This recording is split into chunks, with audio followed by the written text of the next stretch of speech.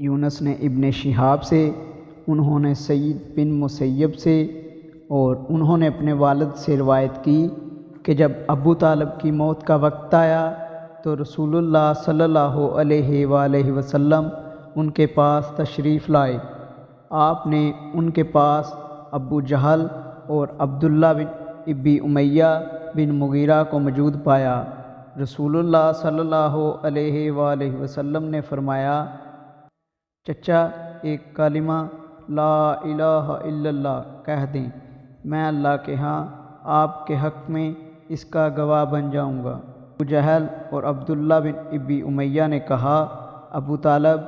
آپ عبد المطلب کے دین کو چھوڑ دیں گے؟ رسول اللہ صلی اللہ علیہ وآلہ وسلم مسلسل ان کو یہی پیشکش کرتے رہے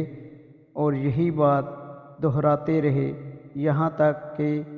ابو طالب نے ان لوگوں سے آخری بات کرتے ہوئے کہا، وہ عبد المطلب کی ملت پر قائم ہیں، اور لا الہ الا اللہ کہنے سے انکار کر دیا۔ تب رسول اللہ صلی اللہ علیہ وآلہ وسلم نے فرمایا، اللہ کی قسم میں آپ کے لیے اللہ تعالیٰ سے مغفرت کی دعا کرتا رہوں گا جب تک کہ مجھے آپ کے حوالے سے روک نہ دیا جائے۔ اس پر اللہ تعالیٰ نے یہ آیت نازل فرمائی، نبی اور ایمان لانے والوں کے لیے جائز نہیں کہ مشرکین کے لیے مغفرت کی دعا کریں،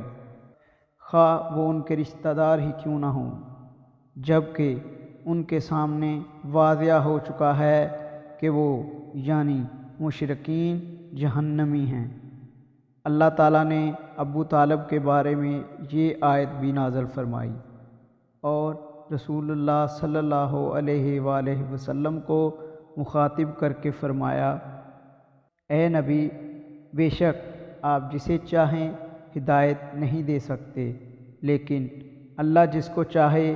ہدایت دے دیتا ہے، اور وہ سیدھی راہ پانے والوں کے بارے میں زیادہ آگاہ ہے۔